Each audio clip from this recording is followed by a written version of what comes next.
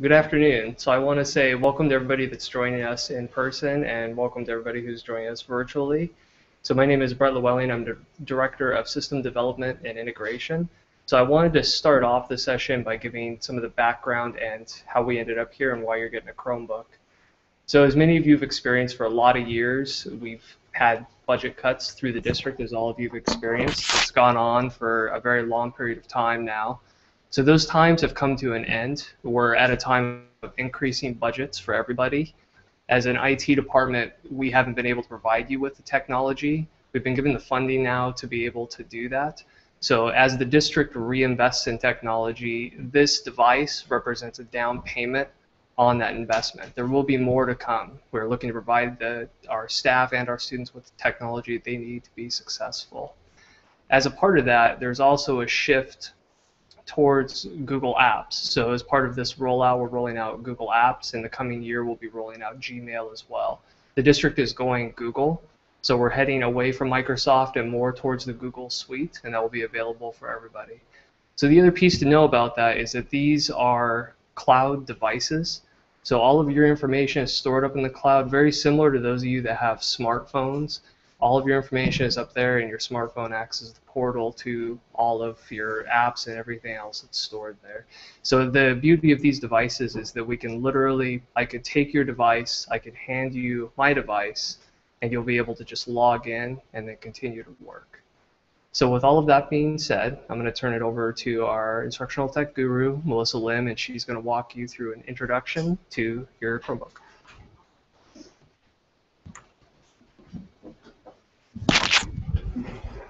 All right. Hi, everybody.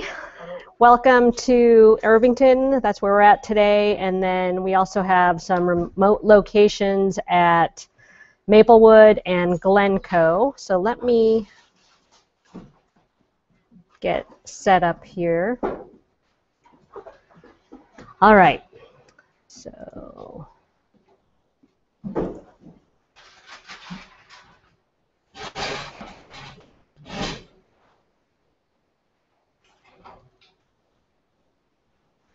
okay, so we've got our Chromebook and Google Apps overview. Here's some contact information. If you want to write down this shortened link right here, this will take you to this slide presentation. If you write this down and you go visit this link, you also have this QR code in the right corner there, and if you scan this QR code with your smartphone or a tablet, it will actually take you to all of the links that I'm going to be talking about in the presentation. So like Brett said, we have about 30 minutes to just do a really basic overview, and then we're going to use the other 30 minutes to do a Q&A session. So if you have questions, if you could write them on a sticky note or put them in the Google Doc that I'm going to be sharing the link with you later, that would be great, just since we're recording this presentation, so I don't want to stop in the middle to answer a bunch of questions. So we'll have a designated time for that. So I'll just leave that up for another couple seconds so everyone has it written down. If you're familiar with Google Apps, you know that when you have a document that it's usually a super long URL. So it usually has a super long web address. So that's why I use these shortened links. So if you went to goo.gl, that would actually take you to Google's URL shortener. So you just copy the really long link once you have it, and then you paste it. You go to goo.gl, paste it in, and it automatically shortens it for you and just assigns those random letters. All right. So like we also mentioned, this Hangout's being recorded. We did one yesterday, so that one's already posted, and this is the PPS Google Apps blog, which has the most current updated information. So if you would like to write that down, you can. You don't have to, because remember, as long as you have the first link, it has all of these other links that I'm discussing. So you don't need to write them down unless you just want to know what they are separately. So these will all be posted anytime we do one. So today, hopefully, we learned some things from yesterday's, so we'll remember, and we're going to tweak things a little today. Everyone get that down if they wanted to? Okay. So getting started. So you all should have activated your Google account when you picked up your Chromebook. And so that's when you went to the Activate page. And so that basically was the process to sync your PPS email account with your Google account so that you have the same password. Okay, so as long as you remember your PPS email password, that is the same as your Google account password. And yes. So the question was, will it automatically change when you are required to change your PPS email password? And that is yes. So here, this second address, so if I'm not on my Chromebook, and let's say I'm just logging into Google from another computer that isn't a Chromebook, if I want to log into my PPS account, I actually need to go to appsforpps.net. It'll bring up a sign-in page, and then you log in with your username, whatever that is, at appsforpps.net, and you enter your password. So with a Chromebook, you're logging into Chrome just when you open the computer and you log in. You're logging into your Google account. So you can only be logged into one Google account at a time. If you already have a personal Google account, you can log into that on the device. So if you've logged into your Apps for PPS account and you need to get something that's in your personal account, you just need to sign out and then sign back in using your personal account. So even though this is a district device that's being managed by the district domain, it doesn't mean you can't log in with any other Google account that you have. Okay? So what is Google Apps? So the actual products in Google Apps are Drive, which is your hard drive space, Docs, which is word processing, Sheets, which is a spreadsheet, Slides, which is your presentation software, Calendar, Sites, so that's Google Sites, which is website creation tool, and then Groups.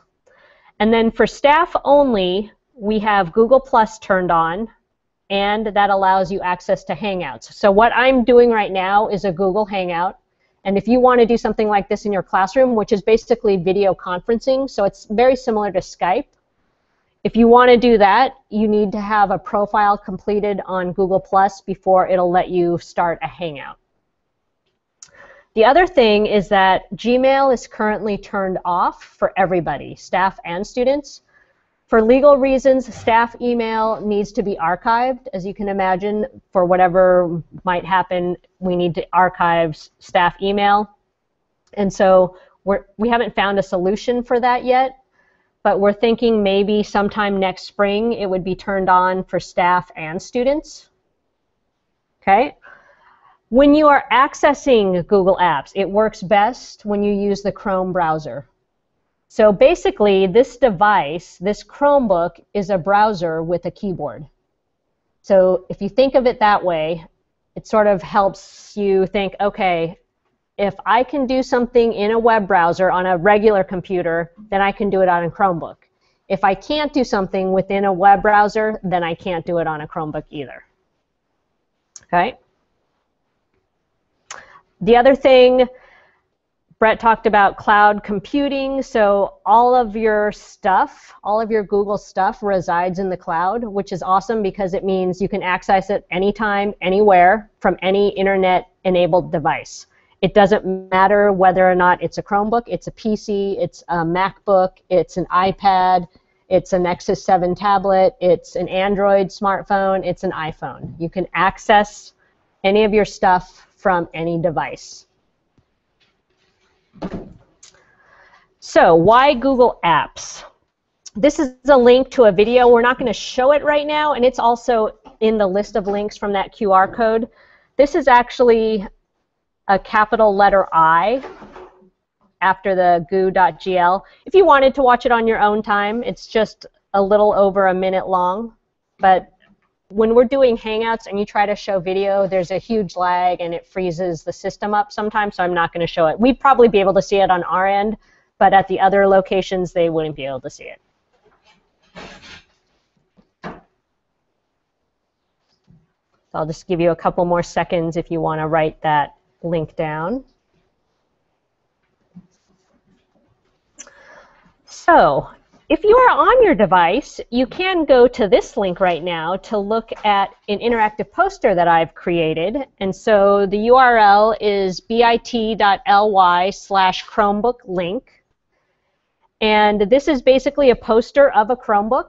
And when you mouse over parts of the Chromebook, and I'll actually go to it. I'm just leaving this link up so people can go to it right now if they want. But it will have little icons once you mouse over the poster, and those little icons lead to more information, lead to links, lead to videos. So it is going to help you learn about your device. So that's created using a free web-based tool called ThingLink. And what you can do is create a free educator account, and you can import different pictures in and then annotate the pictures with more information or have stuff linking to other places. So I'm going to skip out of this right now to go to the poster. Okay.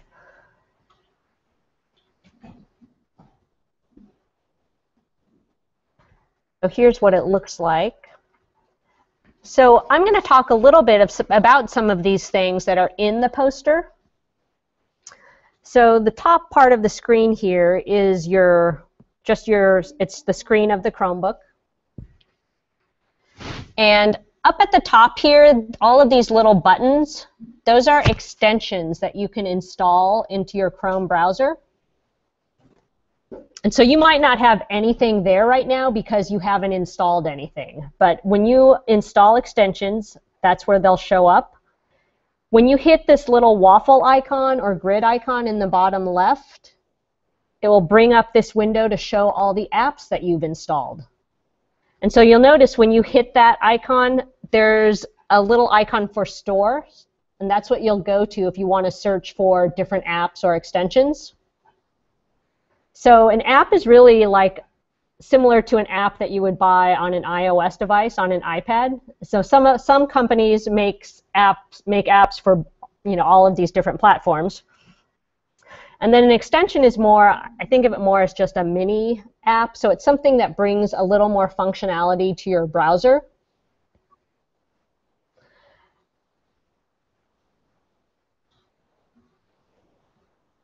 Down here in the bottom right-hand corner, this is where you would sign out of your account if you needed to sign into another account. But when you click down there, a big window opens where you can also connect to a new access point if you need to, or you can sign out, or you can go to some settings. It shows you the time and if you have any notifications. And then also, take a look at your keyboard.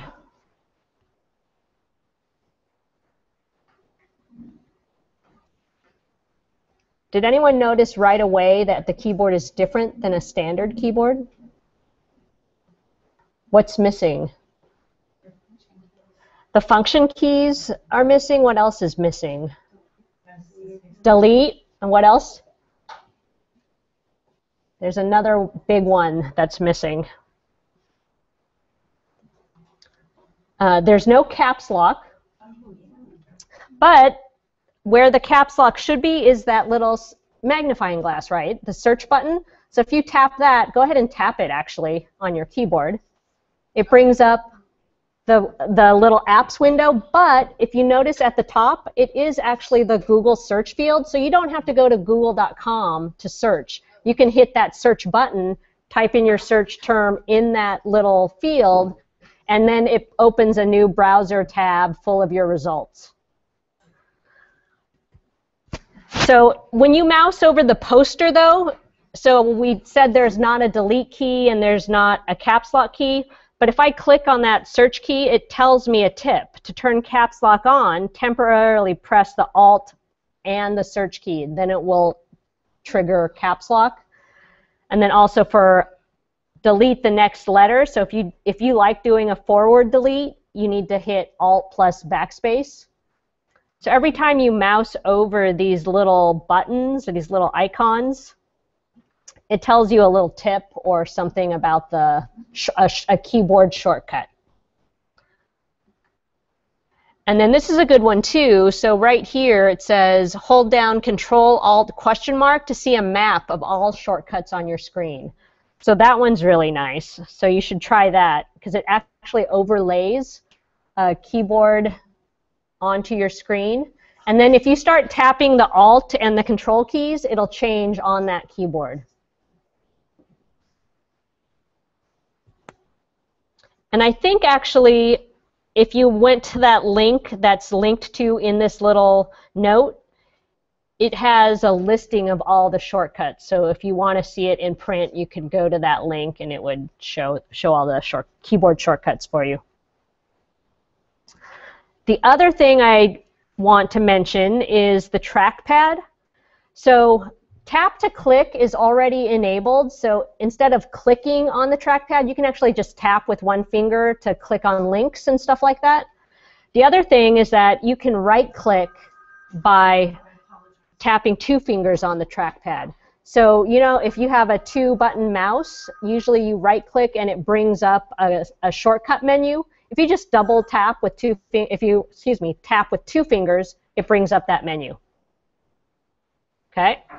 So those are the notable differences. There are also on this poster some app and extension recommendations that I've listed on here. But you'll probably want to take more time of your own when you're just exploring and playing around. This is for your reference, and it will always be there. So you can always access it.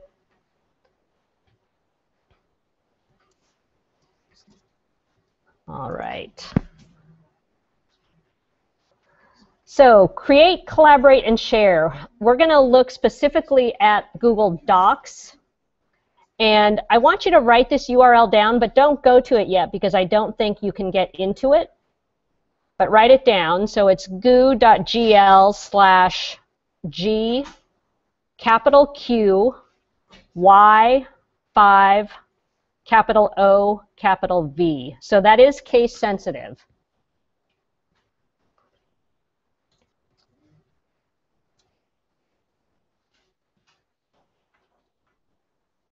So what's going to end up happening is I'm going to show you some Google Docs stuff first, and you're going to join the document just so that you get to experience the collaboration feature of Google Docs. So a couple of things about Google Docs. You'll notice File, Edit, View, Insert. All of these menus are very similar to Microsoft Word or some other word processing program that you've probably used. So Google Docs, I don't think there's probably a big learning curve for you to learn how to use this. Microsoft Word probably has more functionality than you've ever used in it before, and so Google Docs is very much simpler than that. The things I do want to point out is watch what happens. So if I type something here,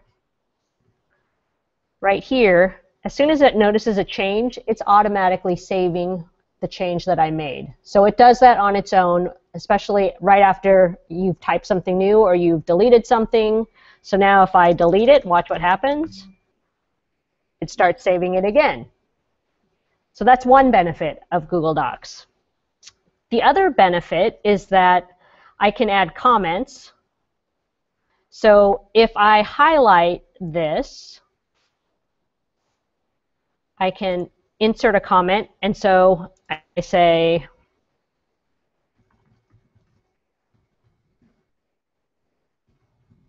what other questions should I ask?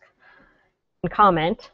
And so if I click on this comment, it actually highlights in brighter color which comment it's referring to, because if you're doing a lot of commenting on a document, they might overlap with each other. So all you have to do is click on the comment and it will highlight it for you. If I have done some suggestions for a student's writing and they actually go through this, and if they put in another question or something, they can hit resolve, and when they do that, the comment goes away. The most powerful thing about Google Docs, though, I think, is the sharing and the collaboration that's possible. So we're in Docs right now, but you can also share spreadsheets. You can share slide presentations. So for instance, I shared that slide deck that I created for this presentation with you. And then you can also share calendars. You can have multiple collaborators on a Google site. So all of these docs have that sharing, or all of the apps have the sharing built in. So let me show you how to do that. So here, there's a big blue share button.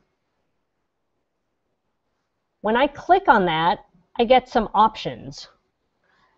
So right now, only specific people can access. But I want to change that because I want you all to access it. So I click on that, and I get these options. Public on the web. Anyone on the internet can find and access. Anyone with the link. And then because we have this Google domain now, appsforpps.net, I have these two additional options. People at Portland Public Schools can find and access, or people at Portland Public Schools who have the link can access. Or I can just stick with specific people and insert people's email addresses. So I'm going to say anyone with the link, and it says right here, no sign-in required. And then let me just watch down here where it says access. So if I was back here, it's gone, but when I click on that, I get this other menu that I need to choose something. So anyone, no sign-in required, can view, or they can edit, or they can comment only. So I'm going to say edit because I want you all to be typing in the doc. And then I say save. And so now, look up here at the top what it's already highlighted. It says link to share allows editing. So this is that super long link that I have to copy into either an email or another Google Doc if I want somebody to access it, because no one's going to type that in, right? So if you copy it into an email address, it'll automatically be hyperlinked. The same thing, another benefit of Google Docs is that if you paste a hyperlink into Google Docs, it automatically becomes live, and then people can access it. Or you can, like I said, put it in a URL shortener. So if you just search URL shortener in Google, you'll get several different options. That one for the interactive poster, that was using a service called Bitly. And that's the one I use mainly because I like that I can customize the last part after the bit.ly. So the goo.gl, that had all those random numbers and letters afterwards, right? It just gives you those. But with Bitly, you do have to create an account, but then I can customize anything that shows up after the bit.ly, depending on if no one else has already taken that name. So sometimes you might put something in there and somebody's already used it, so you have to think of something else. Okay? Does that make sense? So the other thing I just want to show you, so if I invite specific people here, and this is where it gets a little confusing because we don't have Gmail turned on, but you still have this email address with your Google account, right? And that's because it's just your Google account. The mlim@appsforpps.net is my Google account. So that's what I use to log in. So let's say I want to share a document with Amy, and I put her name in here. So I put in blah, blah, blah at appsforpps.net. Now, I usually leave this box checked just by default, notify people via email, even though we don't have email, but it's always just checked, and I just leave it that way because sometimes if you're emailing people outside of the apps for PPS, they can get the message. What you can do then is if I put Amy down as a specific person, the document I'm sharing just shows up in her Google Drive. Okay? So in Google Drive, it shows My Drive and it shows Incoming. Incoming is where all your shared documents show up.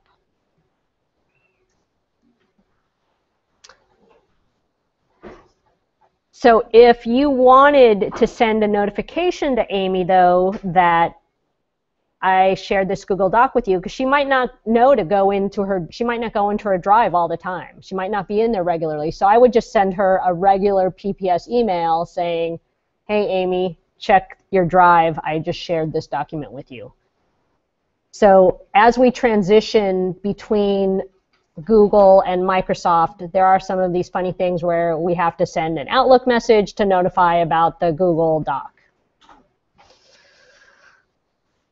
So now it looks like somebody's already in here. If you go to this link, you will be able to go into this document.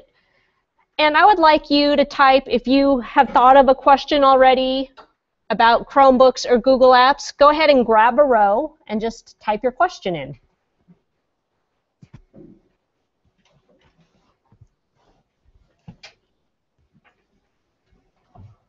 And so you can see at the top, people are starting to populate.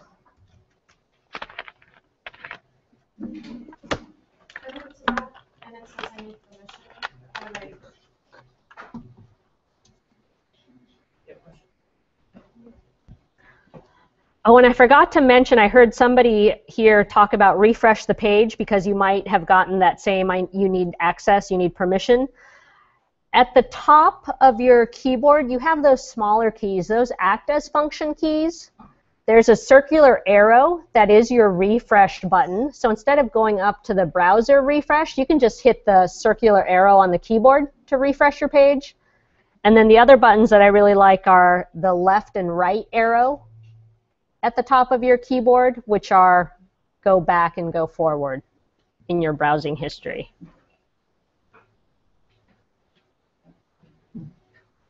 Oh, some good questions here.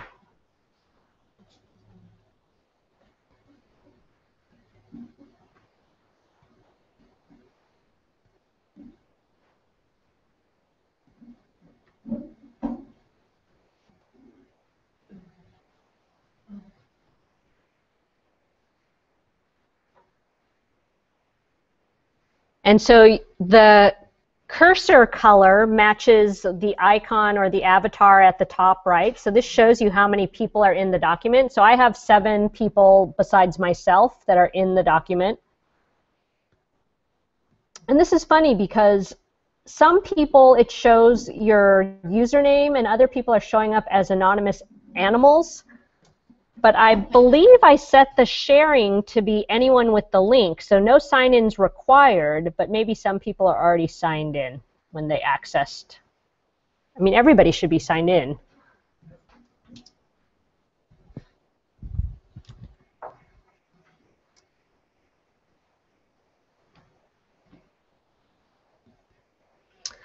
So you can continue to type your questions. We'll go through some of these at the end, and then I think Shovik's going to try to answer some of these, but we'll go through them so that it will benefit everybody to hear them and hear the answers.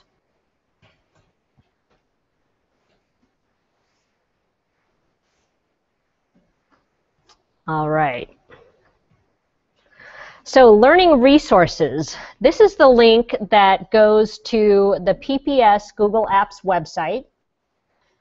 And so again, here's bit.ly/PPS-GAF site. And so GAF stands for Google Apps for Education. So when you hear people saying GAF or seeing that acronym, that's what it stands for.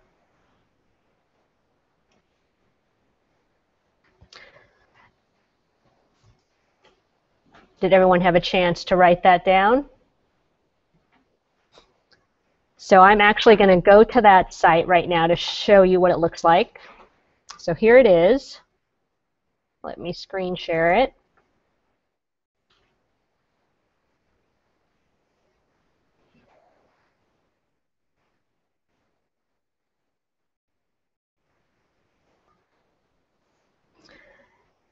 So again, the shortened link was bit.ly/PPS-GAF site. But if you want to learn more, you're going to want to look at this section on the left-hand side where it says Learn More, and there are a bunch of different links here for you. So the ones that I would recommend that you look at are the PPS Google Apps training modules. So if I click on that, this is basically self-paced online learning. So if you want to learn about documents or forms, there's a combination of different tasks for you to do in these modules, as well as watching some videos. So there is something for every Google app here. And there's even more, it says. I would also look at the Google and Education Learning Center is Google's resources that have a bunch of different training and online learning that you can participate in.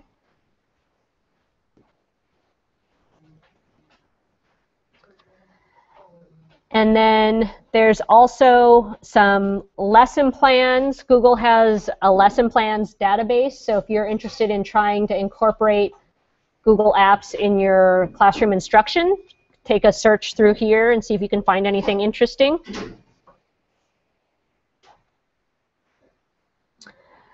Also, there's this Intro to PPS Google Apps slide deck.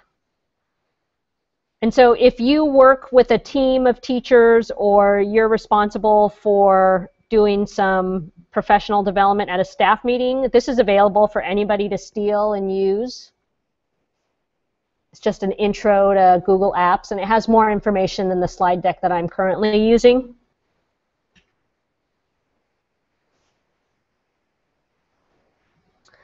So just take a look. There's a bunch of other stuff listed there under that Learn More.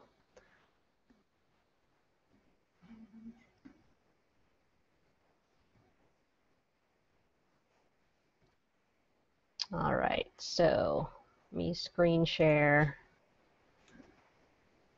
this again.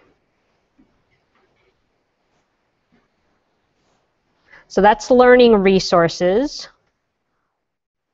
So now we have some time for Q&A and questions. So I'm going to get out of this slide deck here, and I'm going to go back to the Hangout. And so the cool thing about Google Hangouts is I am the host of this Hangout. So as you saw, I was able to screen share anything that was on my computer. But then there's this really awesome feature called Q&A. And so anybody that's watching the live stream of the Hangout, they have the chance to answer questions. And so I pushed this link out to the other locations that I mentioned, but then I also sent it out to some EdTech listservs. So people are probably watching from home, but they have the ability to ask questions, and so they're listed, so you actually get to see my view, which is sort of cool as well. And Shovik was taking some of the questions that you were asking and just typing them in here so that to make sure that I go over them. But what happens is people can look at the questions that other people have entered, and then they can +1 them, which is basically giving the question a vote. So if I like a specific question, people click on +1, and then it turns into +2. Somebody else likes it, it's +3. So what I do is I can look and see, are there any questions that have been rated really high, and I answer those first. So if I'm ready to answer a question, you'll notice on my screen here, the people at Irvington, I can say select. So when I say select, the question I'm answering is, will I be able to read and print a Word doc that is sent to me using my Chromebook? So what ends up happening then is when we end the broadcast and it's a recording, what you can do is it will show all of the questions that I selected to answer. And if you click on those questions, it takes you to the point exactly in that video where I answer the question. So think about the possibilities in your classroom with talking with local experts or somebody that's across the globe, or if a student has a relative somewhere internationally where you ask questions and you're doing like a Q&A, or you're partnering with a class that may be somewhere else in the world, you can use this tool. All right, so let me stop screen sharing. Okay, so the question about read and print a Word doc that is sent to me using my Chromebook. So you can read and print a Word doc, but let me read the question again. Read and print a Word doc that is sent to me using my Chromebook. Okay, so if somebody sent you a Word doc, would you be able to read it on your Chromebook? The answer is yes. You can upload any Word docs or PDFs or other files into your Google Drive.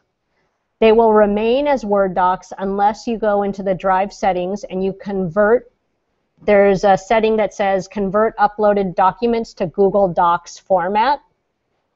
So if you have that box checked, anything you upload will automatically be converted to a Google Docs format. And so that's good to know, because with Google Apps, with Google Drive, you have 30 gigs of storage space. Anything created within Google Apps does not count toward that storage space, but anything you upload outside of Google Apps does count toward that storage space. So if you upload a bunch of videos or Word docs or PowerPoint presentations or PDF documents, those count toward your 30 gigs.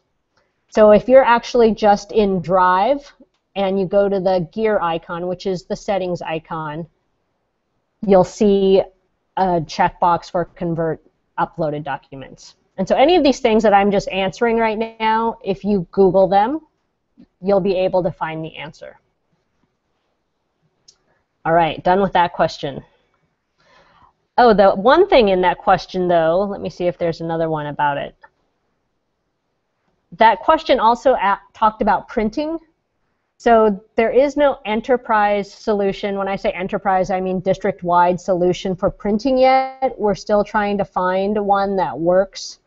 So the easiest solution is for you to go to a computer that already prints, log into Google, access your doc or presentation or whatever that you need to print, and print from that computer that already is connected to a printer.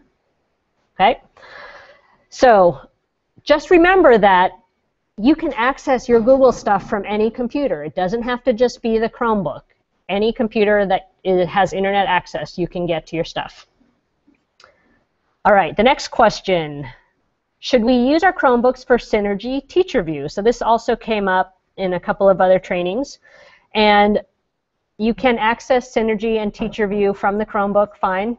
There were some people in a session a couple of days ago that were testing Teacher View, and it seemed a little glitchy, so something was wrong with Teacher View, but the actual attendance and all that other stuff worked fine. The next question, what is the difference between an extension and an app? So we talked about that a little bit. So an app is more of a fully functioning program that you can install from the web store, the Chrome web store. The extension is that mini app that resides at the top of your browser. So they reside in different places. That's how you tell the difference mainly. So when you click on that search button or the waffle icon in the bottom left, that brings up the window that shows all of your apps. That's the app launcher. So if you're looking for an app or you're installing apps, that's where they go. The extensions always show up at the top of your browser window next to the, that's actually called the Omnibox, where you type in the address. So I don't know if those of you that use Google a lot, that's that search field or where you would enter, you know, a URL and a web address. That's actually in Chrome called the Omnibox, because you can use that to search for you can put search terms in there. You don't have to go to google.com and then enter your search terms. You can just do it in the Omnibox.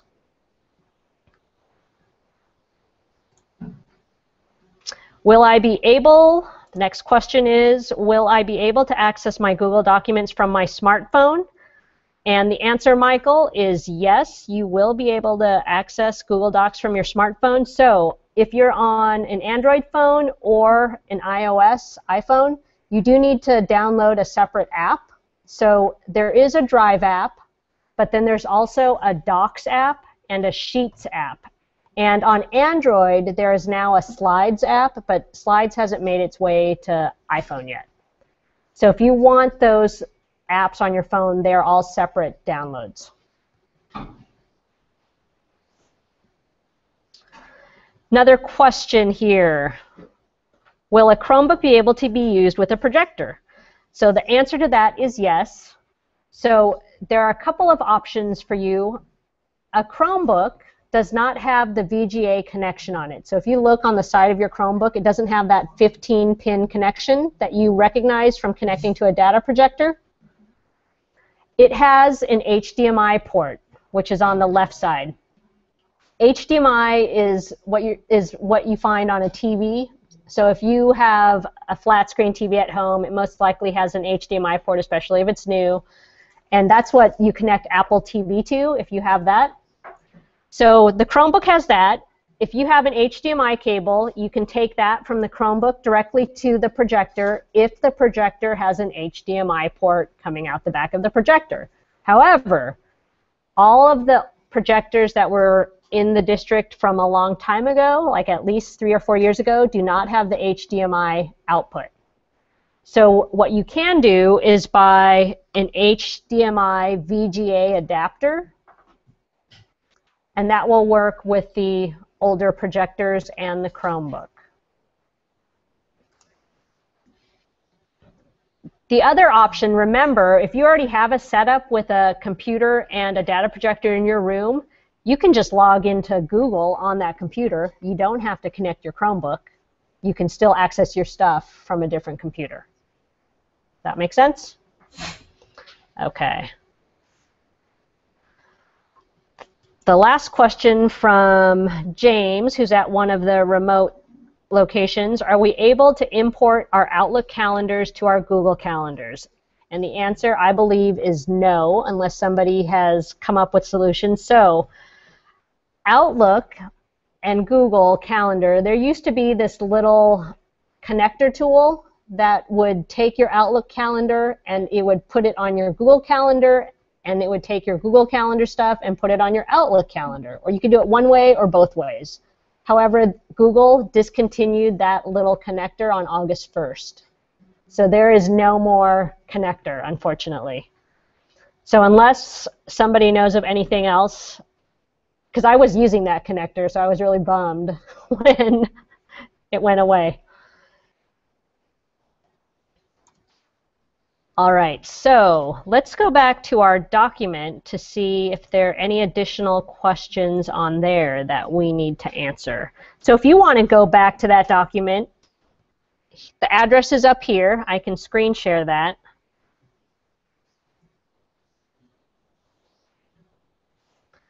Because some of you may have typed the question in and you want to see the answer.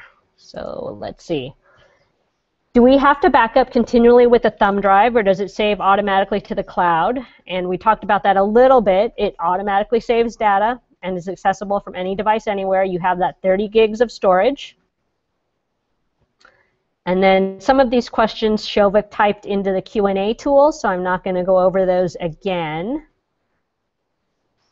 Does the Chromebook work well with the smartboard and notebook software? Good question. So remember, the Chromebook is a browser with a keyboard. So if notebook software requires a software driver to be installed, which it does, right? You can't use your Chromebook with the smartboard. Because you cannot install stuff, aside from the apps that are available in the web store, you can't just install software onto the Chromebook. Good question. If I have Google Calendar dedicated for work on my personal Google Calendar, can I share it with my work account so I can avoid double entry? Yes, and so whoever asked that question, the link there is for you to follow instructions to do that. Like we had said, the Google Docs, I shared that with everybody. Google Calendar, same thing. You can share calendars with other people. Is there an app for Outlook that we can run on a Chromebook? So you have to go to just the web-based version of Outlook. Oh, and this is a different web address than what I use. Does this address work the same as the pps.net one? Yeah. Okay. So the one, I'll just put in the notes. Oh yeah, somebody put it right here at the bottom. So this is the one I use, outlook.com/pps.net. So remember, if you put any bookmarks, you save any bookmarks in Chrome, they carry across to any device because it saves to your Google account. So if I save bookmarks here, or if I install an app or an extension today, and I log into my Google account on a different computer, it'll register that you've installed, it'll pop up windows that you've installed this and you've installed that. It'll save all your stuff. When email is functional, will it fill my existing Gmail inbox or will I have two Gmail inboxes? Currently, my PPS email is already linked to my Google account. And the answer to that is no, it will not. You can connect multiple Gmail accounts, and 30 gigs is a lot of space. So there's a link there, directions. Oh, and we've got Michael from James John. Hi, Michael. So happy to see Google Docs being used this way with these Chromebooks. Here's a question. I've used the shared docs option with my 4th graders last year with much success. Sadly, a student went into other students' work and erased their work and simply typed over. How do you suggest this not happen? So, and I forgot to show you this in Google Docs. So look up here. If I go to File, there's this awesome feature called See Revision History. And so it pops up with a timeline of different changes that have been made to the document. So if a kid loses their stuff, you can go back to a point in time where their stuff was still there. So today, let's go to the 14th. So if I click on today at 9:38 a.m., all of that typing that people did prior or after that time is gone. So then you'll look right here, it says restore this revision. So if I wanted to go back being blank, I just click on restore this revision and it saves it like this. And so it tries to color code. So basically what's showing up in revision history here is color coded in the actual document. So unfortunately, you can see some people are anonymous, but some people have their names in the document in the revision history. So that's how you would do that. And then Google Classroom is enabled. So if you don't know about that, it's basically Google's tool to facilitate workflow of assignments. And so you can push out assignments to your entire class using Google Classroom, and then they can work in Google Docs to complete the assignment, and then they can turn in the assignment via Google Docs, and then you read everything via Google Docs. So it's a very simple tool to use, and it started pushing out this week. I don't think it's hit our domain yet for everyone, but it should be available soon. And so if you wanted to go to that, the link is right here, classroom.google.com. So if you go to that, it'll ask you to log in with your Google domain. So it has to be your appsforpps.net address. And then I think once you log in, you should be able to add a class and stuff. So if you don't see a way to add a class, then it's not enabled yet. I just enabled it for everyone. Oh, you did? Yeah. Whoa, cool. That's breaking news. Google Classroom is available for everybody. All right. Robin from James John, she was interested in Google Classroom information, so hopefully, Robin, you just heard that. Google Classroom is available, turned on for everybody now. Classroom.google.com is where you want to go. Can students access Google Drive and Docs from their handheld devices? Yes. So student accounts should be ready mid-September. So once kids have their accounts, they can access them from any device.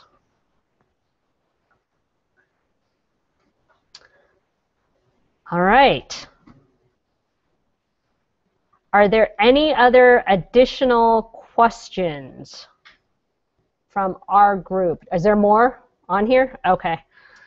Let's see. So we did that. We did those. Did those. But we already looked at all those. Oh, Hangout question. Sorry. Let's go to Q&A, and I'm going to stop screen sharing. Oops. Okay, so more information on printing and Gmail. Didn't we already talk about that? So some people can wait. They want to know when Gmail is going to come on the next month. So Gmail is supposed to be sometime in the spring. And then our printing, I don't remember what the timeline is for that. Or evaluating solutions. So we are evaluating solutions for an enterprise-wide printing solution. So hopefully Gmail in the spring, printing, hopefully sometime soon. Again, the solution for printing, log into a computer that already prints. All right. Thanks everybody for joining us on the Hangout, and we'll see you again soon.